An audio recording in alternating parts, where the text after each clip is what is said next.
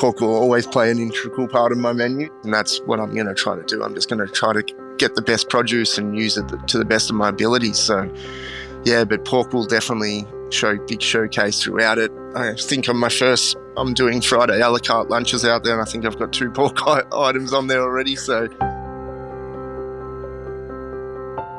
this is The Crackling. I'm Anthony Huckstep.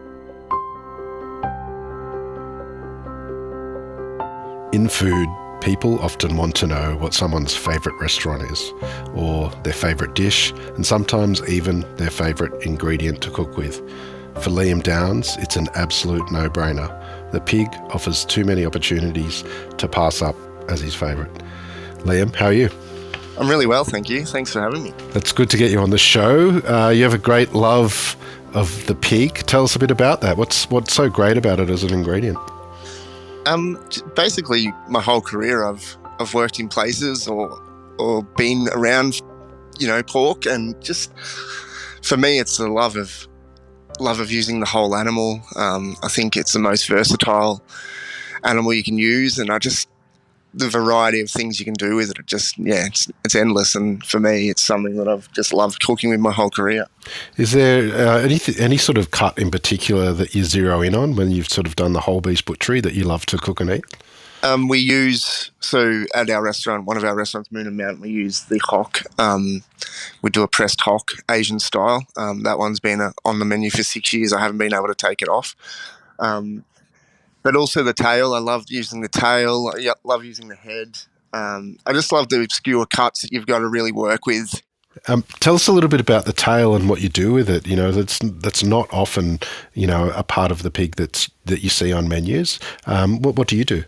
I learned a technique years ago where we brine them and then cook them slowly in a stock, and then once it's out, you pull the bones out, and we turned them into croquettes. So I crumbed them up, and it was just that gelatinous, beautiful meat that you get from the tail that no one really knows about. So yeah, it's just a favourite. It's something that no one really tastes, and they see it on a menu and they think, oh, tail, and then you taste it, and it just blows people away.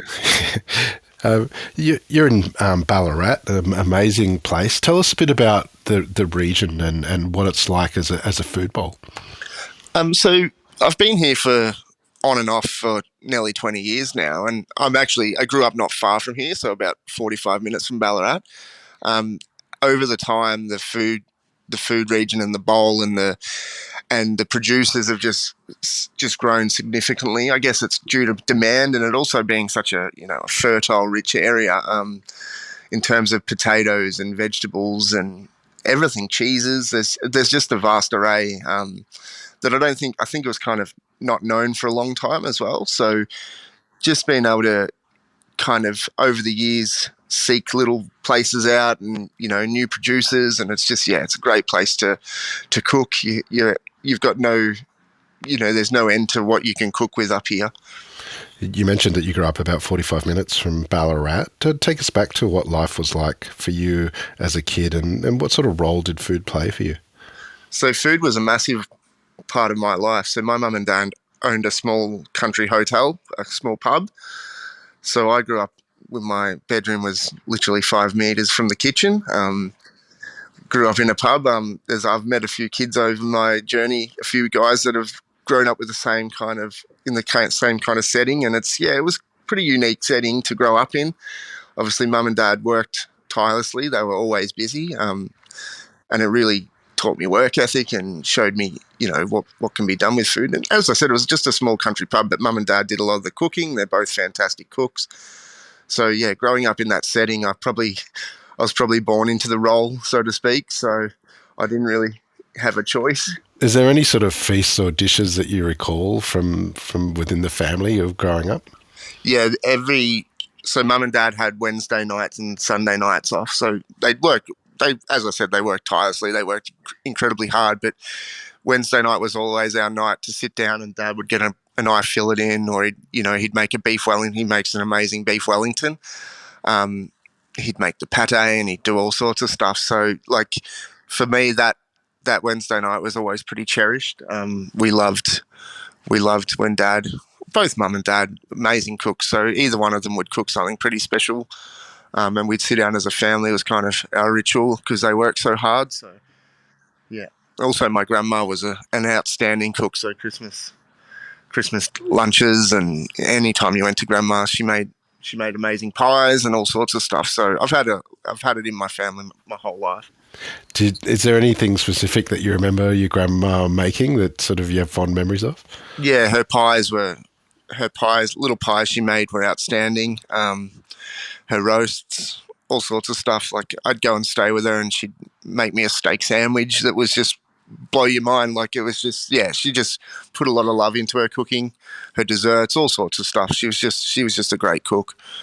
Where did you start to cut your teeth and sort of begin a career sort of in the kitchen? Yeah, so I helped. Obviously, living in the pub, mum would get busy, and if it was a Wednesday night and she'd do 70 people, then she'd need a hand. So from 13, 14, I was in the kitchen helping mum doing larder and all sorts of things like that. And then I guess the natural progression was I kind of realised I wanted to be a chef. So Ballarat was 45 minutes away. So I came up here and worked as a kitchen hand for a couple of years at Craig's Royal Hotel. And that kind of solidified that I wanted to do it. People were warning me about late nights and all that stuff, but I really fell in love with it. And yeah, working as a kitchen hand, I didn't wash dishes for long. I kind of was pushed up the line, so to speak, as a kitchen hand, and kind of cut my teeth really early. And that was, yeah, I guess that set in cement that I wanted to do it. You took off from the region for a little while. Tell us about that period of time and sort of what impact it had on you, sort of being in Melbourne. Yeah, so I took off. I was working my way through. There's a large hotel chain up here that I was working at the time, and I kind of felt I'd been elevated to an executive chef position really young, and I was only 23, 24.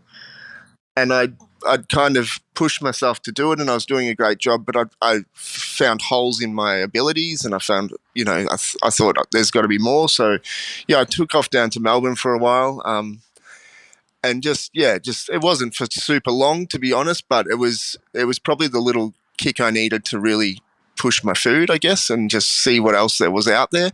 I'd been kind of ticking along for a while, and then, yeah, the next thing I know, I was in Melbourne working crazy hours with amazing chefs. So that was a big push in my career.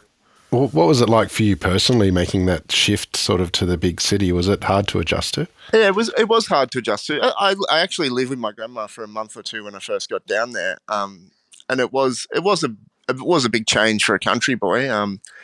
But in saying that, I'd spent a lot of my time in the city, so it wasn't like I was moving there without any knowledge. But yeah, it was a big shift in mindset from getting up and driving a car to work to catching trams and trains, and the hours were long, and it was a definite mindset change, and trying to work out where you fit in the big scheme of things, I guess.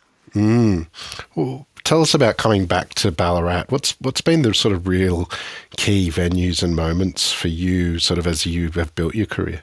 So I came back to Ballarat, and I just kind of tinkered along for a year or two. The reason I came back to Ballarat was my partner was living up here and I was living down there, and we had our first child. So the move back to Ballarat was purely a family reason. I obviously wanted to, the thought of bringing up a child in the city, for me, moving back to Ballarat was kind of made sense to me. So moved back to Ballarat, tinkered along for a while, just while my son was, in that early years, and then I got offered a position of a redeveloped hotel in Ballarat, the George, and that kind of it was just in the beginning. Ballarat's food scene was kind of stagnant, and I brought back some techniques and things from Melbourne, and I guess that we did really well, and it was really well received. So I did that for a few years, and then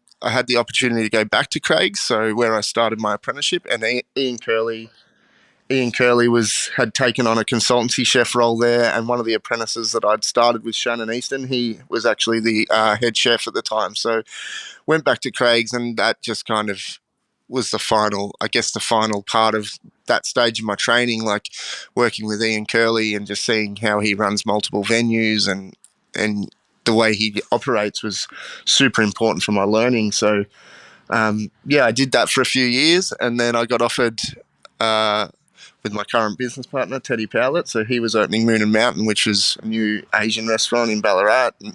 And, no one had really been doing anything like that at the time. It was that chin chin kind of esque vibe, and we opened up, and it just took off, and probably one of the biggest restaurant openings I've ever done. I've done a few, but it was just crazy. It was booked out for months in advance, and we just found something that Ballarat had been looking for: cocktails and fun casual dining. But the food was really good, and I guess we nailed it from day one, and it just blew up, took off from there. Well, I want to explore that a bit more in a sec, but I can't let Ian Curley pass up. Do you have any stories of what it's like working with Ian Curley? He's a very exuberant man, and he knows what he wants, and it was an honour to work for him, to be honest. It was hard work, of course. We were incredibly busy, and we worked really hard, but we had fun as well, and he taught us a lot along the way, and it was a great experience. I loved working under him. Tell us about the development of your food during that time. You mentioned that throughout the kitchens that you've worked in that pork has played a big role. Do you remember any sort of dishes, from the George or Craig's, where pork featured that sort of exemplified your cooking at that time? We used Western Plains pork at the time, and it's one of the best pork products I've ever used. So to have that on board and use them as a supplier, we could do a lot of things with it. So one of Ian Curley's classic dishes he brought up was his cotoletta. We did a really, really beautiful pork cotoletta. We did rillettes, all sorts of things. Just once again using the pig and using it to the best of our abilities. You mentioned that you love that sort of the whole beast butchery. Take us through sort of breaking down the whole pig and sort of what's required. One of the funny stories when I was at Sofitel actually was that we'd have suckling pigs come in, and the boys, it'd be a competition to see who could break the beast down the quickest, and that was always great fun to watch. So just breaking it down, getting cuts in. We work closely with Mick Nunn as well up here, I think he's a pork champion. Just getting the cuts in or getting the whole pig in was always fun to break it down and utilise every part of it.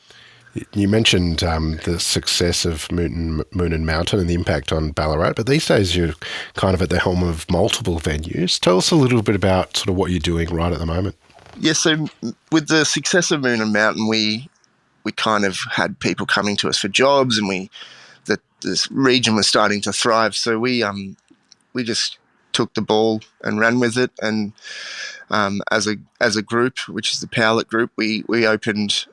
In the last 7 years, we've opened 6 venues. One of them we actually have closed now, but we opened Moon and Mountain, Winner, which was a fried chicken place.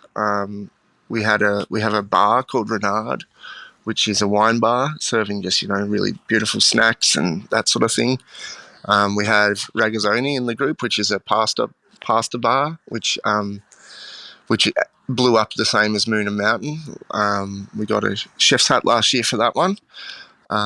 And we have Wayward Winery, which is a winery just 45 minutes out of Ballarat in Warburg in the Pyrenees. So it's actually the first winery as you come from Ballarat into the Pyrenees. So that's Teddy's new project that he's doing, and we're just ticking along out there doing really great things.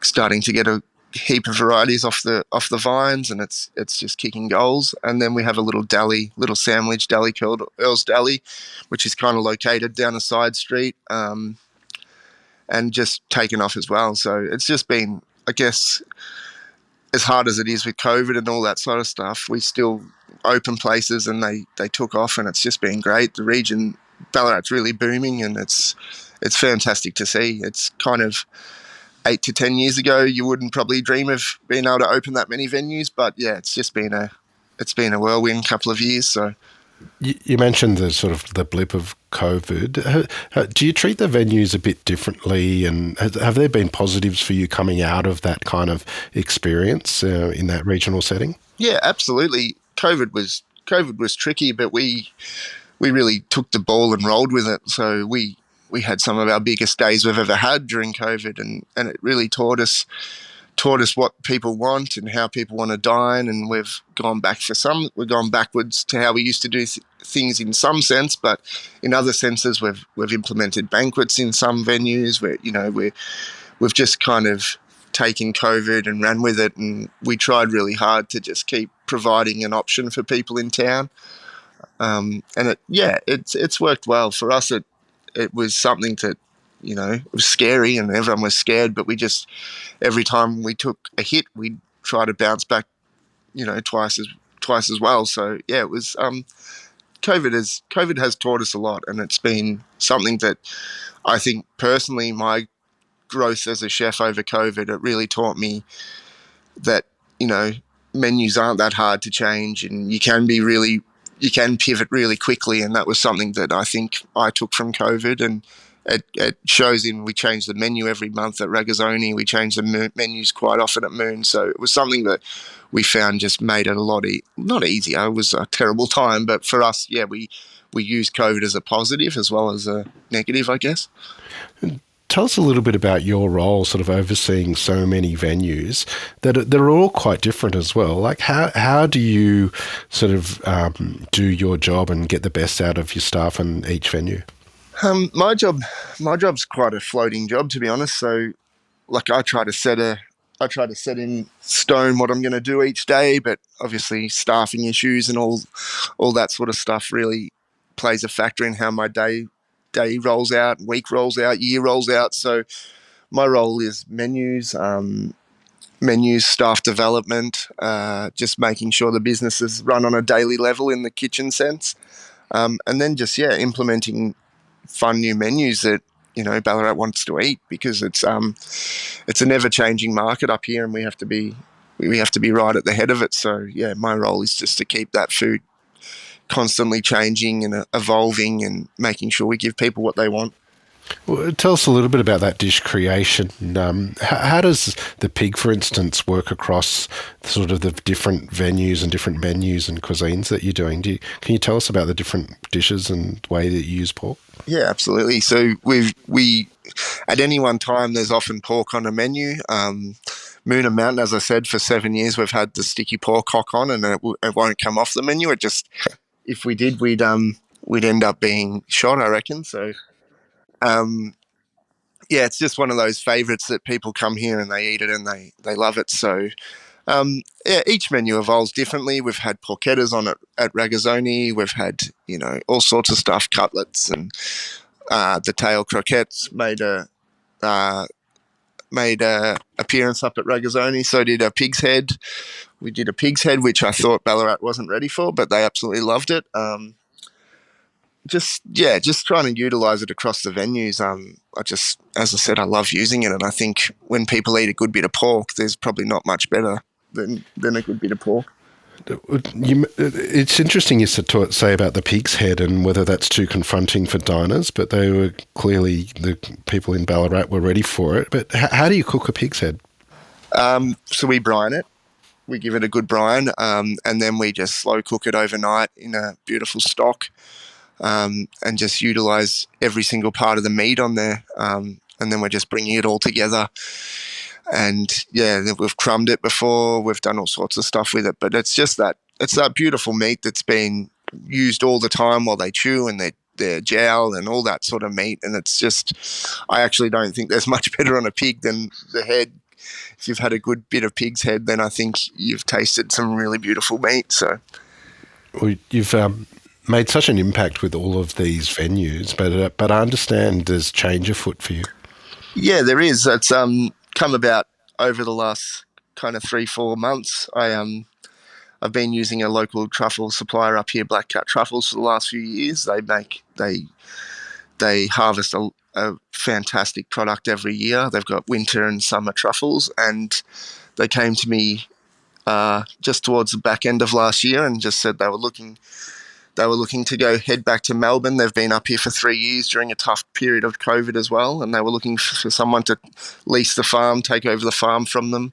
It's got a small 24-seat restaurant, and at the time I was didn't think much of it. They were just putting their feelers out, and then I was laying in bed one night thinking, why couldn't that be me? So, yeah, as I said, I've worked pretty hard for 7 years, and I've got a young family. So the opportunity to move out to a 20-acre farm, beautiful house that we'll live in, and yeah, cook some pretty honest food in the little restaurant while showcasing truffles to the world. I couldn't really turn that down. So yeah, it's a big move, obviously, because I'll be leaving the group. In saying that, I will be around on a consultancy level. Still holds a really dear place in my heart. The group, but this opportunity was really too good to throw away. So I guess the next stage of my career is looking after my family and being around for them as my boys grow up and my wife, and and then just moving to the next stage in my career, which is hopefully just cooking really beautiful food for a small number of people, but in a beautiful setting. Well, tell us a little bit about the truffles that are grown there, and and what you do with the truffle hunts and all sorts of things like that. Yep. So they have black truffles in winter, so from June till August, and then from early December to late January, Feb, they have white truffles. So there's a row of English oak and lots of rows of French oaks. It's a beautiful truffriere, set in the Central Highlands, so not far from Ballarat, and just the opportunity to showcase what truffles are. I love truffle season, and for me to be able to cook out there, it's pretty exciting. Take us on a truffle hunt. What sort of things would people experience? So you'll come in on I'll say wintry, because it'll be a cold winter's morning. You'll hopefully be rugged up, and we will take the people out through the truffriere with the dogs. So Tom, the current owner who I'm leasing the property off, he's going to hang around and teach me everything about truffles. So they've got a beautiful dog, Lottie, and we've just purchased a dog, Hugo. So teaching people about how truffles grow for once, because I think that's a lot of mystery around that, and then how the dogs find them. People will gather these truffles, people will dig them up, and we'll take them back to the restaurant, and we'll showcase it in all its glory over 6 courses. So the morning hunt will do a 6-course beautiful menu. That's kind of my time to show off a little bit, and then the afternoon hunt's more laid back. Pizzas, we've got a wood-fired oven out there, so pizzas and charcuterie, and just showcasing local food. I've got some great relationships up here with, as I said, Mick Nunn, who's at Salt Kitchen, who does fantastic charcuterie. I've just got great relationships throughout the region, so I just want to showcase as much as I can in the region while showcasing the truffles that we grow on the property. We have a heap of veggie gardens there that my wife's super excited to get into and start, setting up for each season. Just really want to cook from the heart. And I guess my whole life being a country boy, this has kind of been a dream to be able to just go out into the back and harvest food and, cook from the heart. So, yeah, this is kind of a nod to where I've come from and where I want to be, and we'll just see what evolves from there. Well, it sounds like the sort of dream that a lot of people in food would have. It's absolutely incredible. Tell us a little bit about this simple sort of cookery that you're going to do. You're at the helm of sort of this group with very different food offerings, and what sort of dishes, and will we see pork sort of weave through that menu? Yes, absolutely. Pork will always play an integral part of my menu. So I guess I'm going to cook.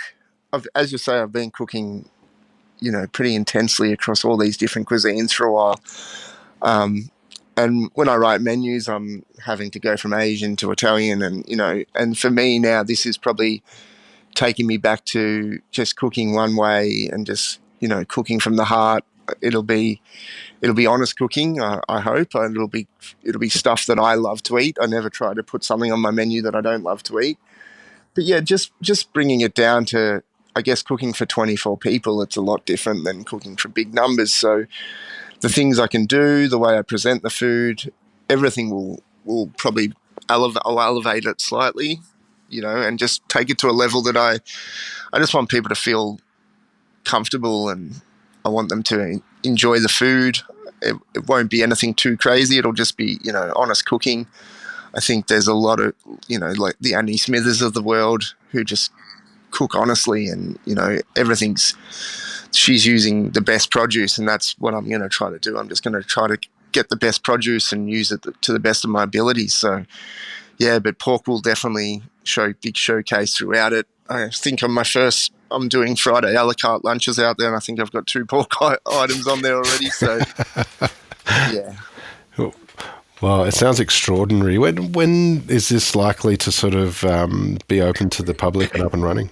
So we move out there May 12th, and truffle season starts June the 3rd. So we have open bookings a week ago, and it's been pretty outstanding, the response so far. June 3rd is our first truffle hunt on the Saturday morning. And then we have an afternoon one on the Saturday, one on the morning hunt on the Sunday, afternoon hunt on the Sunday. So we will, I think we'll do a bit of a dry run late May with family and friends, and then we'll go from there. I'm just hoping to hit the ground running. I think my years of experience, I should be able to nail it straight away. So yeah, just excited to get out there and start putting my stamp on it. And yeah, it's a pretty nerve-wracking time, but also terribly excited. So yeah, I mean, after being at the helm of such important institutions in Ballarat, like, how are you feeling about having your own sort of little patch in the country? Yeah, I'm excited. As I said, I'm really excited, and I'm just keen to get out there. I think, as you say, I've been working alongside other people for a long time, so I guess this is my time to showcase who I am. And not that I haven't been doing that, but this is really just a stamp from me, and to show this is everything I've learned of my career. So yeah, just bringing everything together that I've learned and just trying to make people happy. That's the end game every day. So, well, Liam, it sounds absolutely extraordinary, and can't wait to see what you do there on the farm. And it's been an absolute honour to have you today on the Crackling, to hear just a part of your story. Yeah, it's been fantastic. I really appreciate you inviting me on. It's a bit of an honour to be invited on, so I thank you for that. Well, we'll have to catch up again soon down the track and see how you're going out at the truffle farm. Absolutely, that'd be fantastic. This is The Crackling, a Deep in the Weeds production in partnership with PorkStar. I'm Anthony Huckstep. Stay tuned as we catch up with some of Australia's best chefs and pork producers to discover what makes Australian pork so special.